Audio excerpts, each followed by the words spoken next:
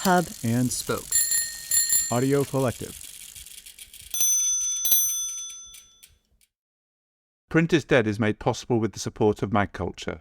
Read our online journal, listen to our podcast, and visit our shop to discover why we're convinced print is very much alive. All available at magculture.com.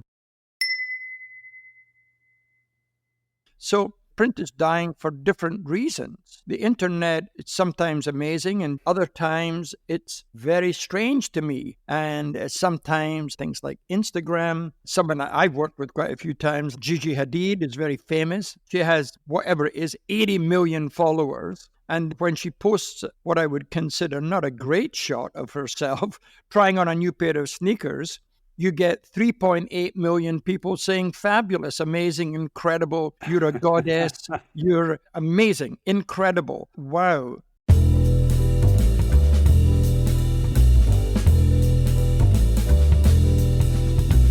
This is Print is Dead, Long Live Print, a podcast about magazines and the people who made and make them. I'm Deborah Bishop. I'm George Gendron. I'm Patrick Mitchell. Today's guest, the celebrated photographer Albert Watson, OBE, is a man on the move. This is not a recent development. Watson's professional journey began in Scotland in 1959, where he studied mathematics at night. His day job? Working for the Ministry of Defense, plotting courses, speed, altitude, distance, payload, for British missiles pointed towards Cold War Russia. Watson's affinity for the mathematical gave way to his interest in the arts when, in school, he dove headfirst into all of them: drawing, painting, textiles, pottery, silversmithing, and graphic design. Later, on his 21st birthday, his wife bought him a small camera. He became obsessed. All I know is that I clicked the shutter and suddenly, magically, I got negatives back that I could learn to process myself. And then, even better, I got into a dark room with a piece of white paper under an enlarger, and you put it in some chemistry, and lo and behold, up comes an image. Magic, black magic, I called it. Amazing, insane, beautiful. Then came the magazines: Harper's Bazaar, GQ, Mademoiselle, Entertainment Weekly, Details, and Vogue, all the Vogues, and the ad campaigns: Prada, Chanel, Revlon, and Levi's. And yet, after all that, talk to the man about his work, any facet of his career, and the conversation invariably comes back to the print, the math, the chemistry, the graphic design involved, and about the journey the print takes, from camera to magazine, from magazine to gallery, and, sometimes, from gallery to museum, as so many of his have. Our editor-at-large, George Gendron, talked to Watson about all of it: day rates, social media, and that stunning apartment in Tribeca. I want to go back to a conversation you and I were having just yesterday. And I said to you, I think there are a lot of people, even veterans of the magazine industry, who look around and think that if you had to sum up the effects of the internet and technological change on the magazine industry, you'd say, oh, well, magazines, the ones that are still around, have fewer ad pages and therefore their budgets are smaller. But you were telling me about the fashion magazines, and you did a great job of comparing a shoot that you might have done for a fashion magazine, let's say back in 2000, and what the economics of that might have been, compared to how that works today. Could you do that for us here? Sure. Basically, I would get a call at different times of the year. And of course, it related to collections. And we are speaking about fashion magazines. Right.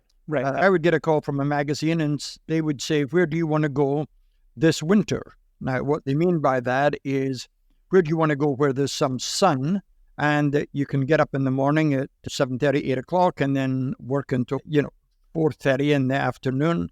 And you do summer clothes, and it's somewhere where you can work outside. So they end up with outside pictures, Right. And sometimes we'd go to the desert Southwest. You might go to New Mexico or Arizona. You go to White Sands, or you go to Death Valley. You go to Palm Springs, perhaps.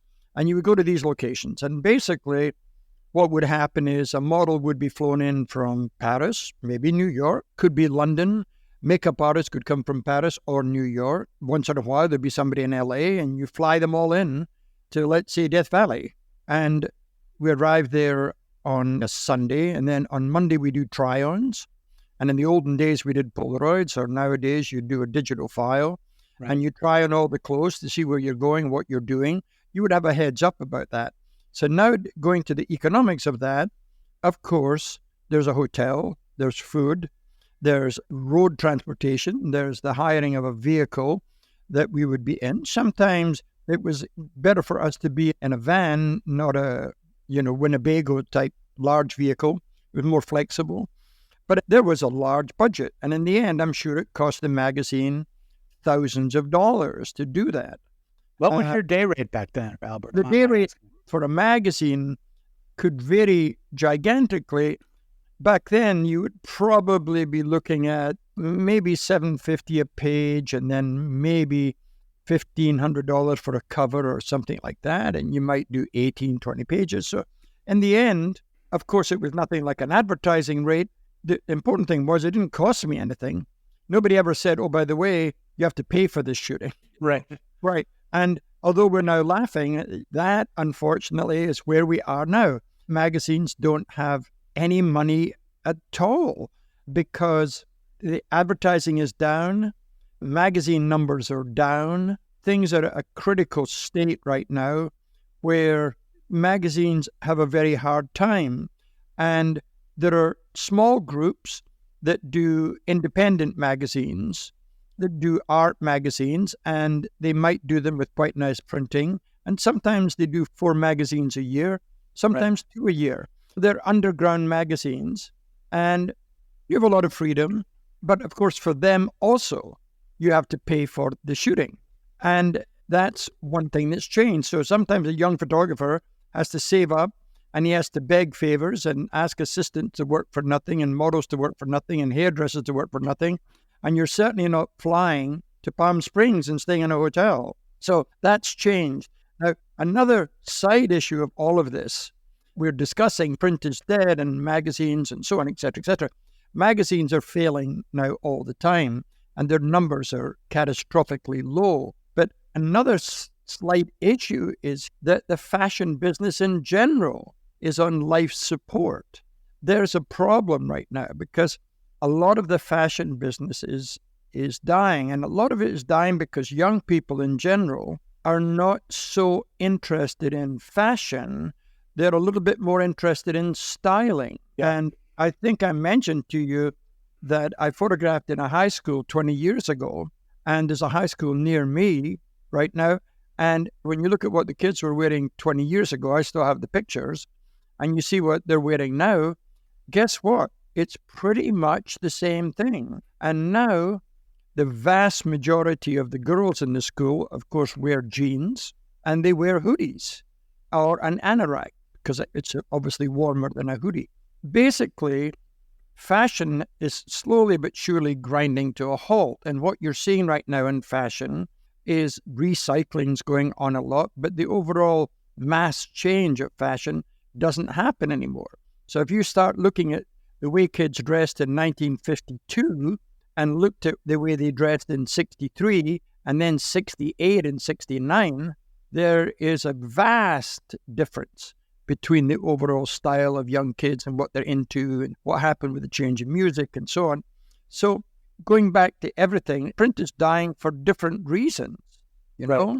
And the internet it's sometimes amazing and doing amazing things. Other times it's very strange to me. And sometimes things like Instagram, someone I've worked with quite a few times, Gigi Hadid is very famous. She has whatever it is, 80 million followers. And when she posts what I would consider not a great shot of herself, trying on a new pair of sneakers, you get 3.8 million people saying, fabulous, amazing, incredible, you're a goddess, you're amazing, incredible, wow. Well, the point's well taken. To go back to what you were saying about the fashion industry, which is it's not just the fashion magazines being impacted by magazine trends, the whole industry is changing. And of course, the same thing is true in music. It's stuck in a weird kind of rap, hip-hop, disco-influenced dance kind of thing. You look back at my generation right now, which looks old-fashioned, of course, You look at a performance by Led Zeppelin or the Rolling Stones, basically they came out on stage and they sang, and that's what they did. They played their guitars and sang. Now, if you get Rihanna at a Super Bowl, there are not 20 dancers, my God, but 260 dancers, all dancing the same routine. And all of this, of course, is fluff and adding and so on. And, of course, people realize that if you just stick Rihanna out there on top of a platform, nowadays that isn't going to cut it.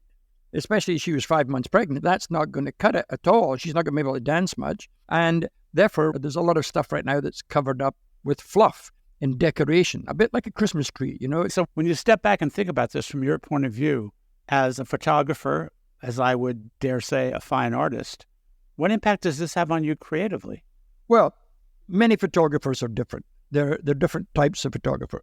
And the fashion business very often attracted two types.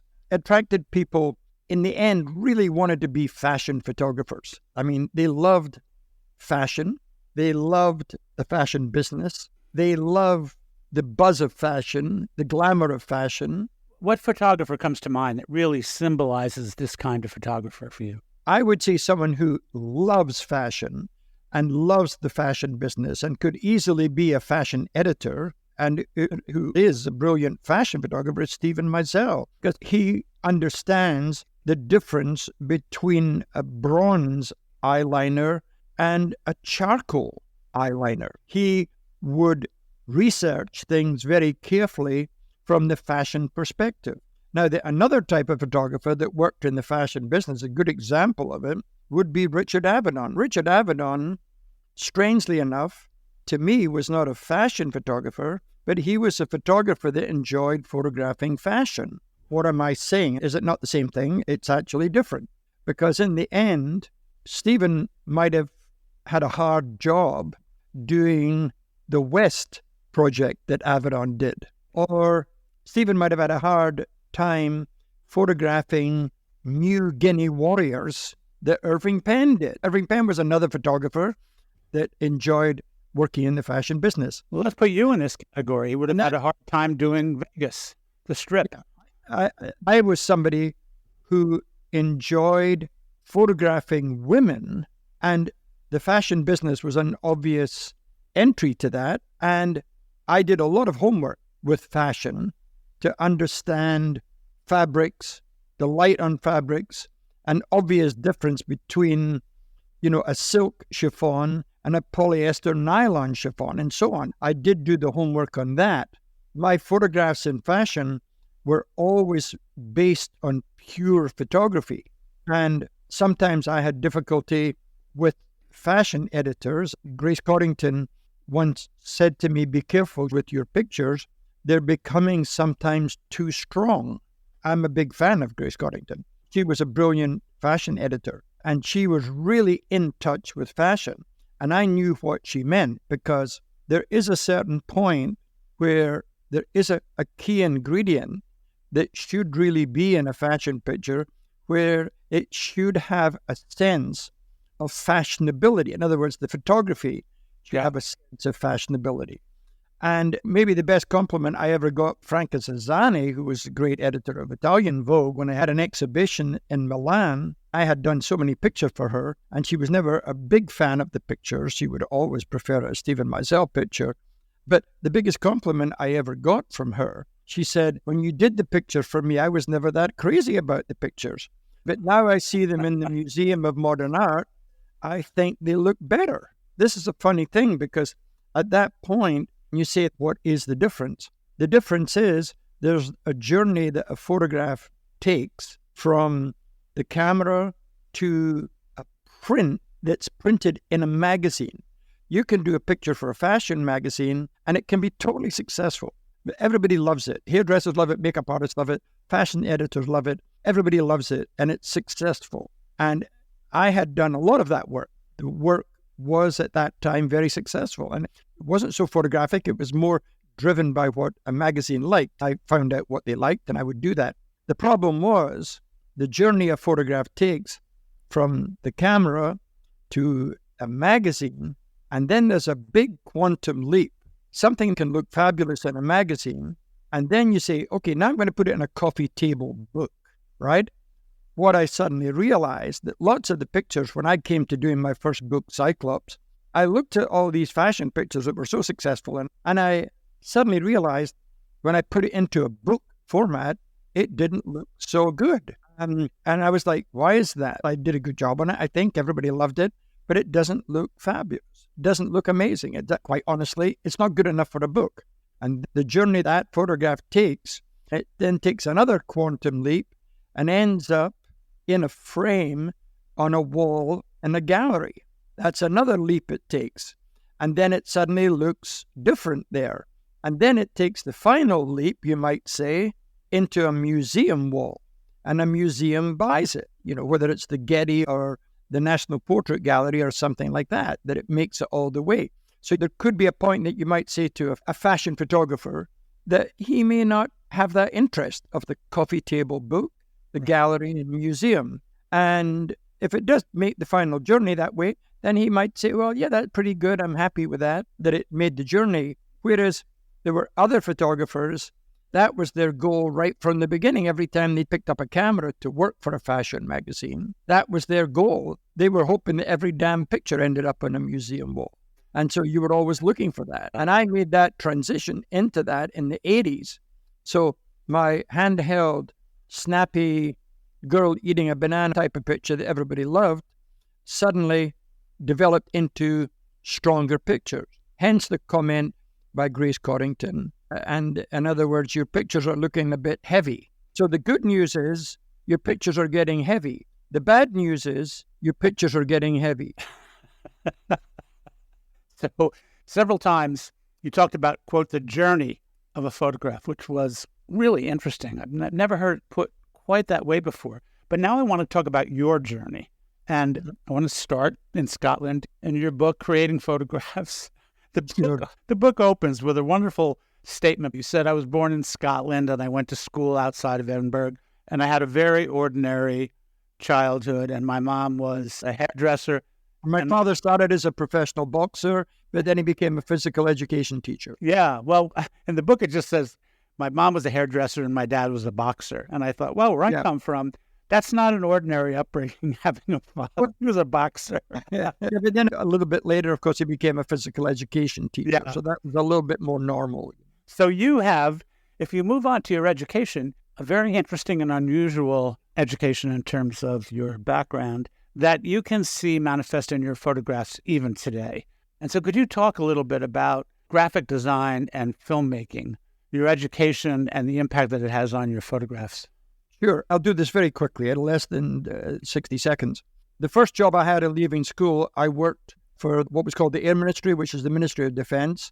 And I was very good when I was younger at mathematics. I worked with a slide rule and a very primitive computer, and I was plotting missile courses between the east coast of England aimed at Russia. This was 1959. My first job was to plot altitude, distance, speed, time allotments, and the weight of the payload, the warload, the bomb load, and things like that. For something called the Blue Streak missile, I had 2 scientific officers above me, and I worked with them doing lengthy complications, equations, and things like that. Great photographers get their start. Yeah, I think so. And I did that for a year and then decided to go back. I got married when I was 18. I decided to go back to Scotland, and I got a job working in the laboratory in a chocolate factory doing chemical analysis of chocolates, and did that for a year. But during that year, I went and I took 3 night classes. 2 night classes were in mathematics, and I qualified to have the opportunity to go to Edinburgh University and do maths. I spent 1 night a week for some obscure reason, I can't even remember why, to do painting classes and drawing classes at the Edinburgh Art College in the evening for students that were outside of the normal curriculum. And I got into Dundee College of Art. It was part of St Andrews University. And I went up there to begin a 4-year course with my wife, and by that time I had a child. I started there in 1962. I had a very disciplined education, in different aspects of art, which involve drawing, painting, textile design, graphic design, pottery, and silversmithing. And at the end of 2 years, you had an opportunity to specialize. I loved graphic design, and I chose graphic design. That was my 3rd year, and at the same time, for the first time ever, they had a class in photography that was available to you as your craft subject. So here, I had a discipline beginning. I then continued the studies with graphic design, specializing, and as a craft subject, 1 day a week, I had photography. That was my first real connection with photography, and my wife bought me for my 21st birthday a small camera, and the minute I got that camera, I became really obsessed with photography. What was it about that camera, Albert? Can you try to go back? I've got no idea. All I know is that I clicked the shutter, and suddenly, magically, I got negatives back that I could learn to process myself. And then, even better, I got into a dark room with a piece of white paper under an enlarger, and you put it in some chemistry, and lo and behold, up comes an image. Magic, black magic, I called it. Amazing, insane, beautiful. The control that you had over it, you give it too much exposure, it went black. Too little, it was white. And I was heavily involved with graphic design. I was still getting a heavy education in that. I did that for 2 years. And then I got into the Royal College of Art to do a master's degree, and they put me in the film school. So now I had 3 years education in film. So you didn't select film school? I selected graphic design school, and the head of the school requested that I consider film school because he felt that due to the photographic nature of my graphic design, that I would enjoy film school more and that I could make a very interesting filmmaker. And during that period of time, between 66 and 69, I studied film and television. And to this day, if you look at all of the work that I've done, you can see those 7 years stamped on everything. There's art, we hope, and there's photography, there's graphics, and there's film. And that should be a connecting factor because that was my education, what I loved, and what I held on to. We'll be right back. Print is Dead is made possible by the support of the Society of Publication Designers. The SPD powers the future of visual storytelling, setting the standard for editorial excellence and shaping the future of visual culture. For more information, visit spd.org. Now, shortly after this, you, Elizabeth, and your first son, you Yes. pick up and you go to L.A. He got a teacher job in LA, and I went in as her dependent. So that Then I- answers my question. I was going to say, why L.A.? Why not Paris or London or New Because York? that was what was offered. Right. And one thing I didn't mention that was an important part of my life, in 1966, between finishing at the art college and going to the Royal College of Art, I won a traveling scholarship to come to America. That was by IBM, and I flew into New York for the first time in my life, of course. And I met a lot of interesting people in New York, Pushpin Studios, Milton Glaser, a lot of graphic design people, interesting people. I flew from there to the design conference in Aspen, and then I went from Aspen to LA, met people like Charles Eames. I met John Cage, and I met a lot of industrial designers, famous ones, Henry Dreyfuss, the industrial designer. So it was very informing. Then I went to San Francisco, then to Chicago, then to Washington, D.C., then back to Scotland, and then I packed up my bags and went down to the Royal College of Art. What's interesting about what you just said is that every time I've seen you talking to a group of designers, and presumably it seems as if you're really addressing in particular young designers, you emphasize the importance of go to galleries, go to museums, go to the opera, listen to music, listen to jazz, go to the movies all the time.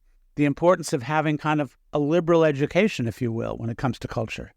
Yeah, I'm actually shocked these days that I meet a lot of hip people that are sadly lacking, unfortunately, in a historical education. They don't have a great knowledge of painting. They don't have a great knowledge of music from the past. They know famous things from the past, like the Beatles, of course. Going back further than that, they've no idea, really. You can mention to a young person now Tchaikovsky, and they've no idea who Tchaikovsky is. Yeah. They've no idea who that is. They've never heard the name. Nobody said to them the word Tchaikovsky. And people listening to this podcast would say, well, that's ridiculous. I can tell you it's true. That's a true story. And then they can say things, well, I've never heard of Fred Astaire and Ginger Rogers. And then they say to me, well, that was before my time. Well, I can say I've got a shock for you. It was before my damn time. It was way before my time. Kids look at you and I and think there was nothing before our time. Yeah. So, everything is available to you. Everything. If you don't know what Impressionism is, you can hit a button and you can get 2.8 million pieces of information on Impressionism. Mm-hmm. It's 7 o'clock in the evening. You can switch on your computer. And if you want to study for 5 hours, you can cram quite a lot of information on Impressionism, and that can help you in your own work. Now, let's go back to you, Elizabeth, your son. You moved to L.A. Yes. You moved because she has a teaching job there. Right. It sounds as if, from the way you describe it, you had one significant introduction when you got to L.A., and that was to somebody at Max Factor. I had a connection in an advertising agency, and that person knew the head of the international division of Max Factor, and he gave me that introduction. Okay, now you're with this guy, and tell the story about what led basically to the first work you had ever done and gotten a U.S. dollar for. I went in, and I had a little portfolio of slides and things, and he said, I love these pictures, but there's one problem. I said, what's that? He said, you don't really have any beauty shots here, and this is Max Factor, and we sell cosmetics. But I like your pictures. And he said, I'll tell you what I'll do. I'll pay for a model for you for an hour. And there's a lot of dresses in the closet there. You can take a dozen dresses if you want and book a model for an hour and let's see what you can do. So he said, go to the advertising agency. And I picked a model, a blonde, and I said, I'd like to meet her. So the following day I went back and I met her and I said to her, is there any chance we could work a whole day and I'll give you some pictures for your portfolio? So she said, what time do you want to start? I said, 8 o'clock. So I was there with my camera, no assistant, no lights, nothing except a model who did her own makeup. I had dressed as a model and my camera and invested all of the money that we had available, which bought 60 rolls of film. And I had a car. And I had done a little bit of location driving around because I'd only been there for a couple of months. And I came across a beautiful field of yellow grass, and I started off there, and I did close-up shots, I did wide shots, and I went down to the beach, and I did these shots with her in a dress in the ocean. I shot all 60 rolls of film in about 10 hours, and 2 days later, I went into Max Factor with the 60 rolls, and of course, the obvious silly question was, how did you manage to do 60 rolls of film in an hour? And I said, well, to be honest, I didn't. She's just charging you for an hour, no more. And I talked her into the whole day. And he looked at the picture and he said, just sit down, I'll be right back. And he left for a long time. And all I was concerned about was he going to pay for the 60 rolls of film and the processing, which was all the money we had. And he came back, he said, I have good news for you. We will buy 3, and the national division is buying 2 of these shots because we have a new product coming out called California Blonde, and we can use these pictures. So he said, I'll give you a PO for the pictures and your expenses, and any gas receipts that you have we'll pay for. And he didn't tell me how much, and I left there with the piece of paper, and I opened it up, and when I looked at it quickly, I saw that it was expenses plus $150 per shot, times 5, $750, which I was very happy with. I thought that was great. I was very excited. I got home and I asked Liz, my wife, if she could borrow a typewriter and type the bill out. And when she was typing the bill out, she said, wait a minute, it's not $150, it's $1,500. And at this point, her salary was about $3,500 a year. So therefore, doing the math on that, you'll see that was $7,500. And that was a fortune. And at that point, we said, well, we can't charge him that. It's obviously a mistake. Nobody would pay that much money. And I said, we don't want to be deported, so I'll go in and speak to him. So I went the next day and I asked for an appointment, and I waited for him for half an hour. I saw him, and I said, I just want to talk to you about the money that you paid me. And then he said to me, $1,500 a shot is all I have at the moment, but next time I can pay you more. Welcome. So, in other words, Harper. that was the beginning of my financial career. And that was shocking, of course, when I got back to tell my wife. And by that time, we had 2 kids. We went out and went to McDonald's as a celebration. So you go on to become a pretty big deal. You have, I think, one of the largest studios in L.A., but no sooner have you done that than you, Elizabeth, and your 2 sons pick up and move to New York. Yeah, but the story I just told you is approximately 1971. Yep. And in 73, I did the shot that's quite well known of Alfred Hitchcock holding the plucked goose. That began to change my direction and fortune. And we were running this huge studio in Los Angeles. And in 1974, I got an agent in New York, and I had a small studio in New York and a large studio in LA. And I would say 5% of my work in 74 was New York, the rest was LA. By the time it got to 76, about 85% of my work was New York, and only 15% was LA. Was that intentional on your part? Yes. And then what happened was we decided to sell the LA studio, and we moved to New York. And then we bought a townhouse in the Upper East Side and converted the townhouse into 2-floor studio and 2 floors apartment. And by the end of 77, we were 100% in New York. Now, given the theme of this podcast, Print is Dead, we have to go back and point out that in the mid-70s, you're in the middle of one of the real heydays, if not the heyday, of magazine publishing in the United States. Well, there was money everywhere. There was money everywhere. People were starting new ventures constantly. I'd love to hear you talk a little bit about kind of the work you did for not so much the fashion magazines, but the mainstream magazines, general interest magazines, like the Rolling Stones of the world, for example, and some of the art directors or photo editors that you worked with. There was, starting with the Alfred Hitchcock, I always held on to portraiture. I was interested in portraiture. At that time, I was doing about 80% fashion. I was doing lots of different things. I was doing still lifes for Clinique, photographing perfume bottles. I was photographing a drop of water exploding on top of a lipstick, which was not easy in those days. Now it would be a piece of cake. But in those days, you were putting it on one piece of film. Nowadays, you just shoot a water explosion and stick it on top. They were different times. So I was doing that, plus I was doing lots of portraiture, and the portraiture led to Rolling Stone magazine, and I began working heavily with them and doing a lot of covers for them. I was working with Laurie Kratochvil, who was the photo editor there, and Fred Woodward was the art director. He was a brilliant art director and typographer, very smart guy. He won award after award for the design of the magazine. And in parallel, I was working for Vogues all over Europe. And then I got a contract for 3 years to shoot every single cover of French Vogue. Right. Do every one. I was the only one that was shooting cover after cover for them. And I was working in Paris, and the kind of people I was working right alongside was Helmut Newton, Guy Bourdin, and guest photographers like Cecil Beaton. Let's go back for 1 second to Rolling Stone. Fred Woodward, I'm curious, what was your ideal relationship when you were out doing an editorial assignment, which is very different than working commercially? The editorial assignment would like you to photograph Mike Tyson. Up-and-coming boxer, he's 18, but he's slated to become a big name in boxing. And he's in the Catskills. You have to drive up there and photograph him. Who was this for? Rolling Stone. Rolling Stone, okay.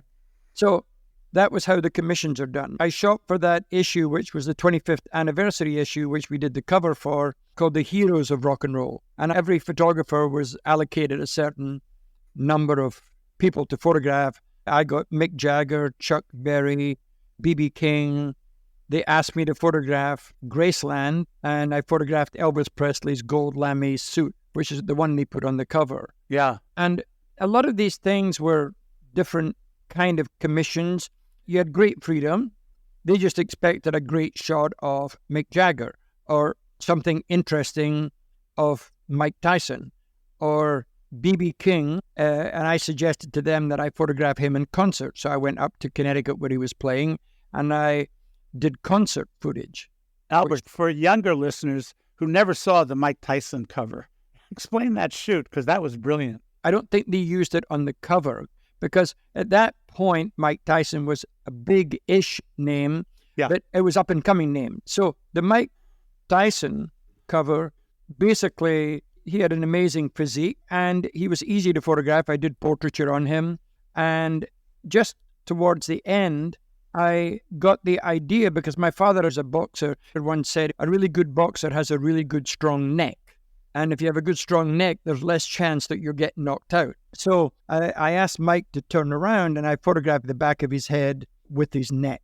And he'd been working out. There was water droplets in his hair and sweat on his neck. And I did it as a silhouette from behind. And it went on to become a well-known shot because, strangely enough, you recognized it as Mike Tyson from the back. Yes, I remember that. But as time went on, European magazines picked up that shot and began to run it, and they ran it as a cover. So the shot became very famous. So that comes back to your emphasis on the concept.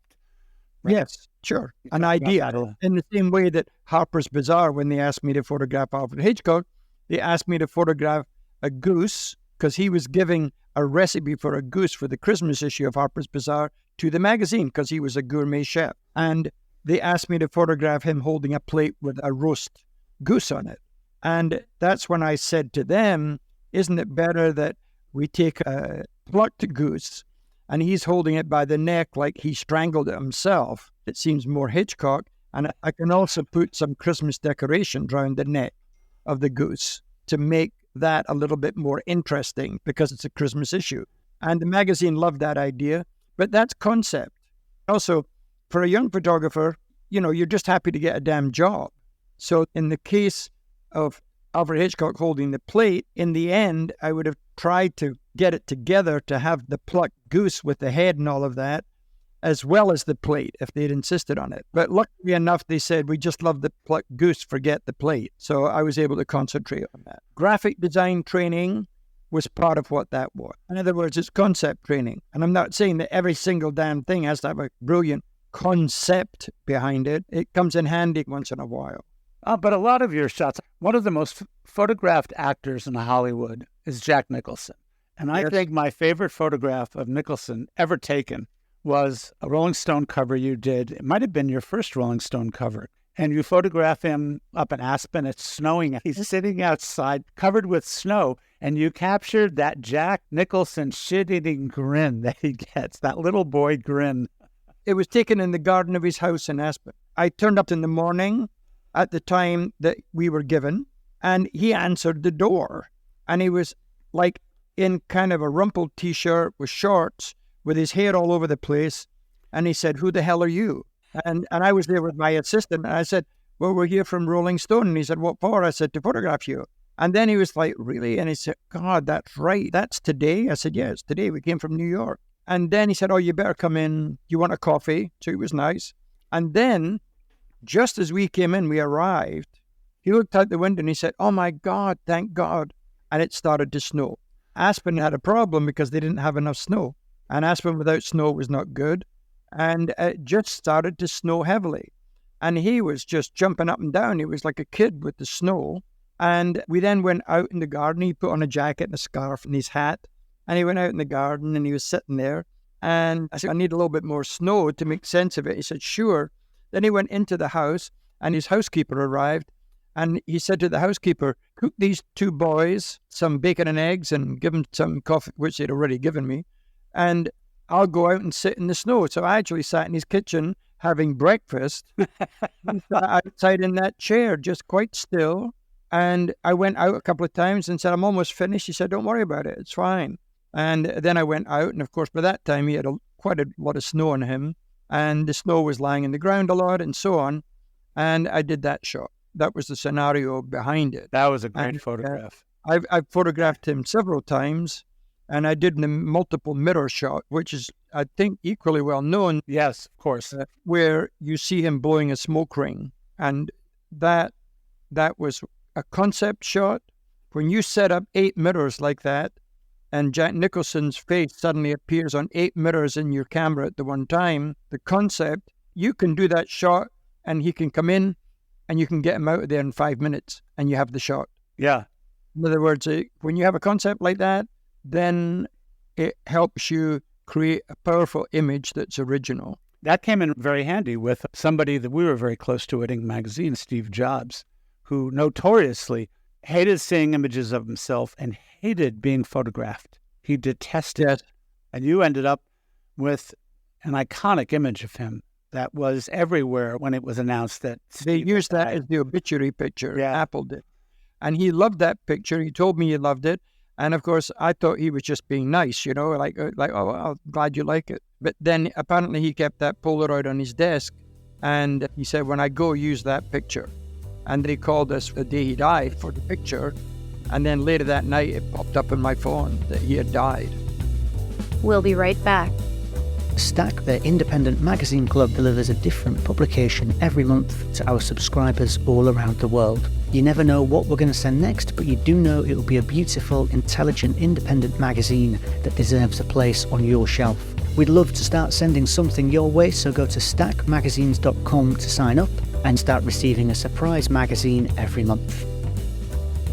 When I mentioned to people that I was going to be having a conversation with you for the podcast, everybody said, man, if you have never been to his studio, when you go, you have to ask him to see his diaries. You will not believe them. You'll think they're fiction. And I said, why? And he said, because nobody alive can get that amount of work done. And when you and I were talking, you said, well, this is not a typical day, but let me tell you about one day that started in Paris and ended in L.A. You started with a shoot with Catherine Deneuve. Can you tell that story? It started in Paris, ended in L.A., but by the way, there was an advertising job in New York in between. So how did you pull that off? I think if I did it now, that might be the last job of my life. I wouldn't be able to do it now. And how did I pull it off? I slept on the plane. Okay. That's how I pulled it off. Because the flight from Paris into New York was a Concorde flight. 3 hours I slept on the plane. And then there was a flight, 6.5 hours from New York to L.A., and I slept on that flight. So I did it by sleeping. That was the secret behind it. No, but it was a lot of stress. And to do an advertising job after, getting up in Paris at 6 o'clock in the morning to set up the studio for Catherine Deneuve and then do an advertising job in New York and then get to L.A. and so on to do that is So you go from Catherine Deneuve to, I believe your L.A. shoot was with Frank Zappa and Beefheart. Yes, Captain Beefheart. Captain Beefheart, yes. I photographed a couple of times. You and I were talking about your studio, and you use that as a vehicle to talk about how your business, the business of being Albert Watson, has really changed thanks to your son. Well, thanks to your photography and your son. But that's an astonishing story. Can you tell the story about your son coming to you after he comes to work for you and hiring you for 2 days? Well, I think the idea was that people over the years were asking, can we buy a shot from you? And I would say, sure. And then they'd call me 3 months later and said, what happened to the shot? Sometimes a month later, sometimes 6 weeks, and sometimes 3 months. And they said, I never got that shot. I'm happy to pay you for it. And basically, I was shooting all the time. I loved printing in the darkroom, but just to get to that print in an evening, to print a series of orders for prints, it took me forever. And I did do it. It wasn't well organized particularly. And my son came on board. He was already a very successful journalist. He was the head editor at Associated Press for sports. And I offered him a job, and I was so happy he took it. And he realized early on that there had to be an idea of booking me to get into the darkroom and say, right, you have a job. Here's the money. Get into the darkroom and print. So he was paying one printer on it. He wanted me to allocate the time to make a transition from working commercially and editorially to make a transition that I was happy about. I was not forced. I wanted it. That's why I brought him in. And to make that transition into getting into the darkroom to print, making prints and selling prints. So at that point, I would say that was 5% of our business because everything was geared towards shootings and making money from shootings. And you had a huge studio back then, right? Huge studio. We had 14 people working for us. was a big operation. I loved it. We were shooting all the time. We had a really beautiful studio. We had a building that was 26,000 square feet. The apartment was 13,000 square feet, and the studio was 13,000 square feet. So I could work until 10 o'clock at night. I just had to go up the stairs and I was in my apartment. It was a workhorse of a place. So fast forward to today, you downsize your studio, and what percentage of your revenue today comes from prints? It's probably closer to what I said the other way around. I think now it's about 70 to 30% now. I don't have exact figures on that. But obviously, from time to time, we still do some big job. Big jobs come in. It can be a big project with the city of Rome, or it can be a Pirelli calendar. A big job comes in, so therefore the income is still very good from photography. You're also legendary for personal projects. Of course. Las Vegas, which comes the Strip. Morocco, with astonishing story, if you want to tell that. They wanted to do a book on Morocco. They wanted to call it Morocco. I talked them into calling it Maroc, which is the French name for Morocco. It just made it a little bit more interesting than just putting Morocco on it.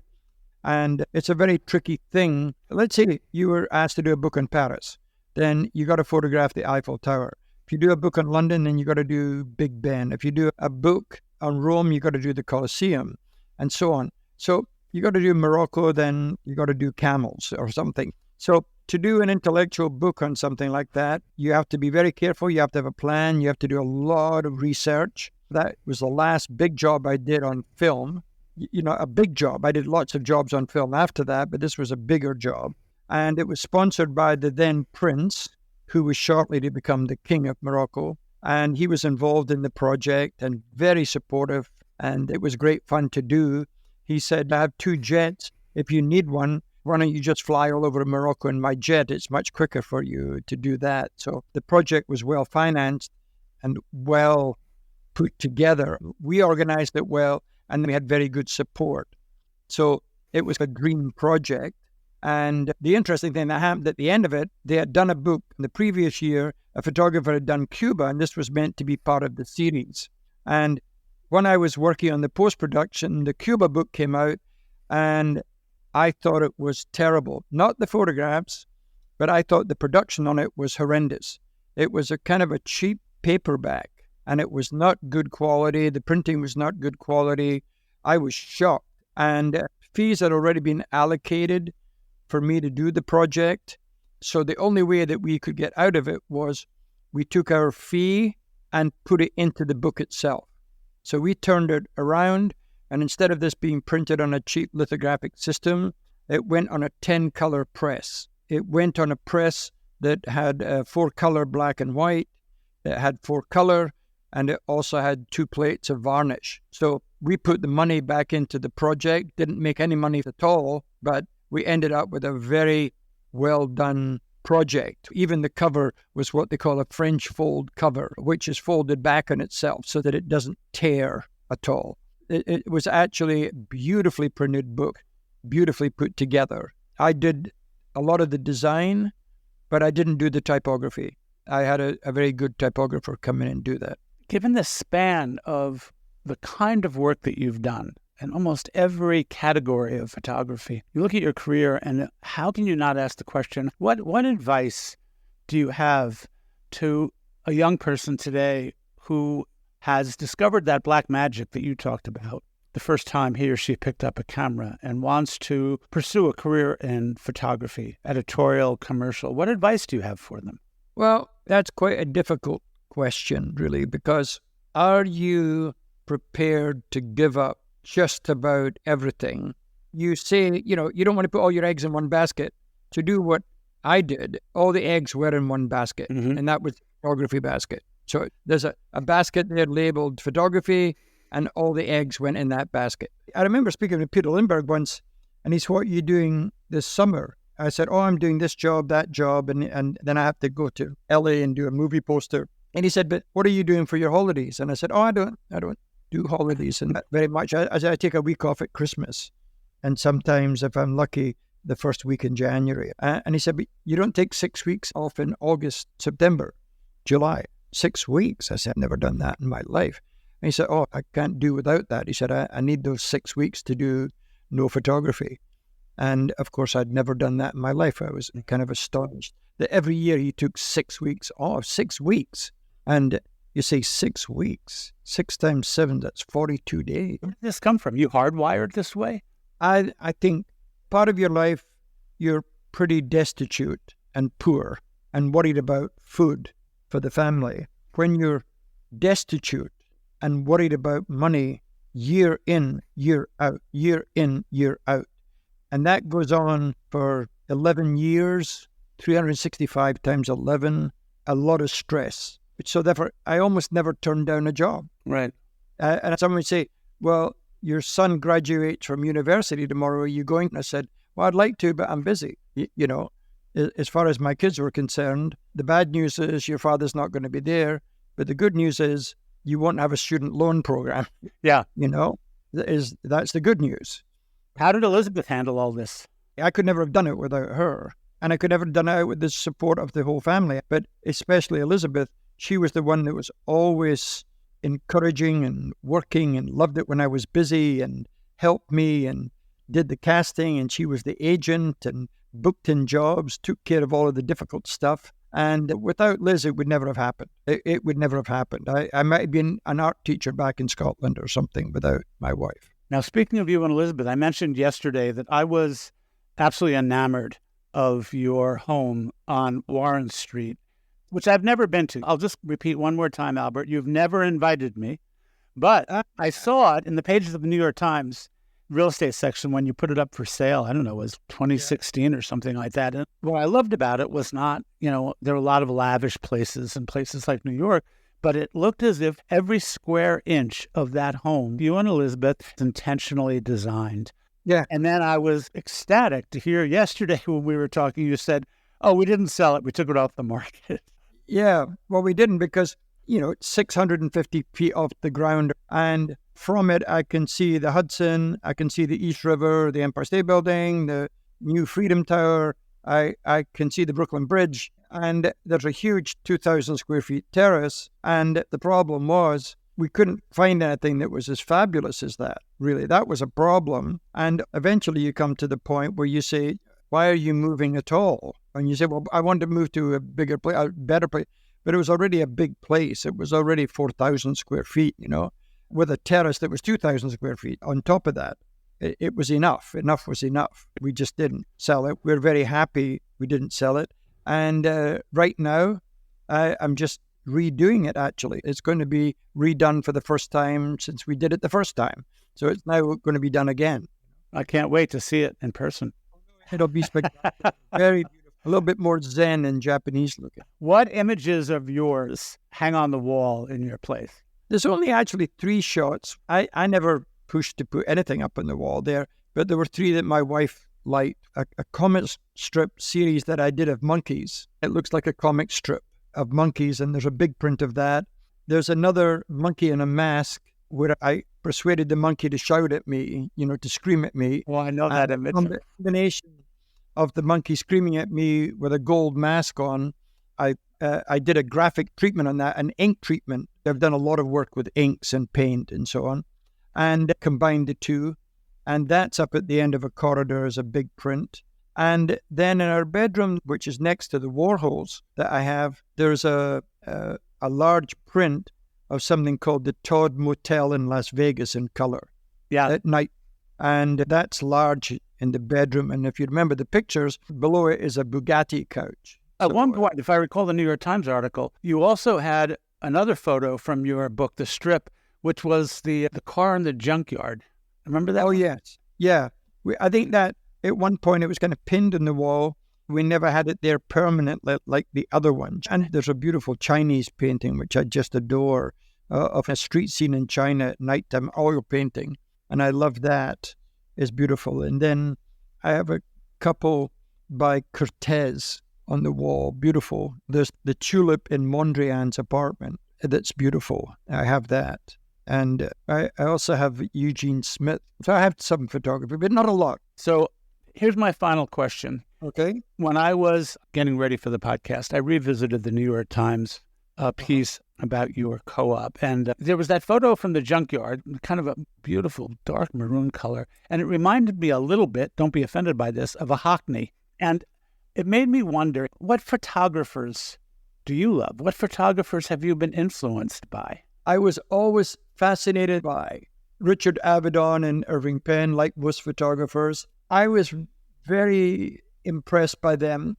But after that, there's about 320 photographers that are my favorite. There's so many photographers historically when you go back, you know. I mean, I always liked Guy Bourdin because he was so unique. I always liked him in Paris. And some of these guys became the victim when there was that transition. Irving Penn was the only one that they held on to.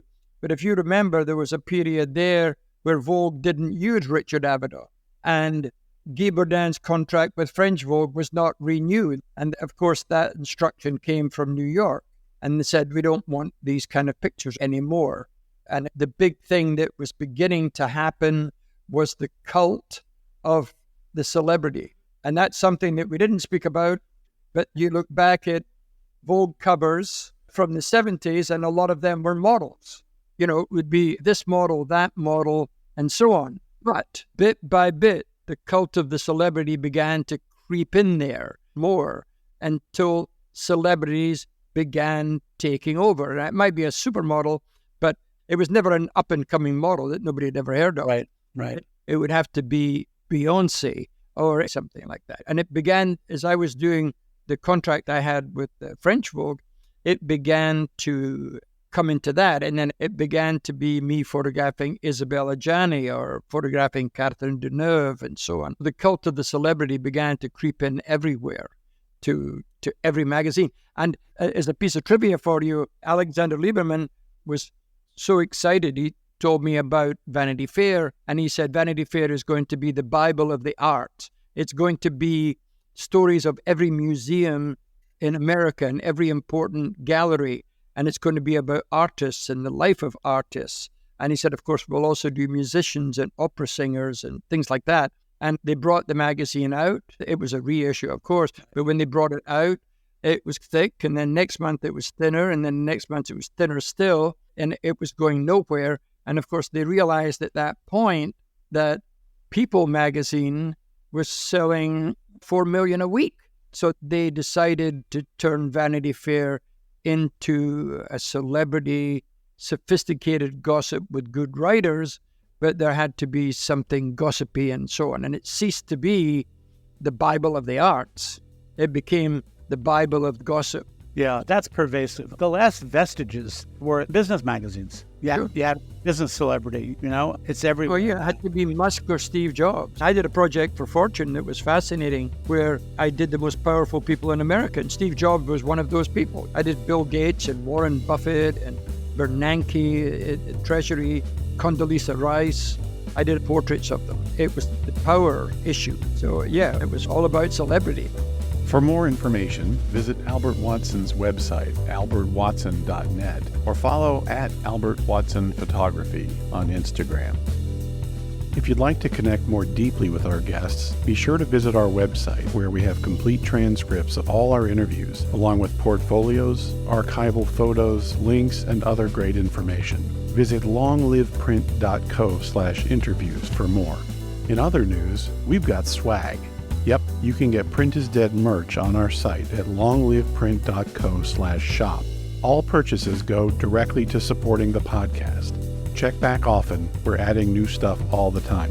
And finally, make sure you subscribe to our newsletter by using the form on our homepage. It's the best way to stay up to date on all of the Print is Dead news and to receive advance notice on the latest episodes.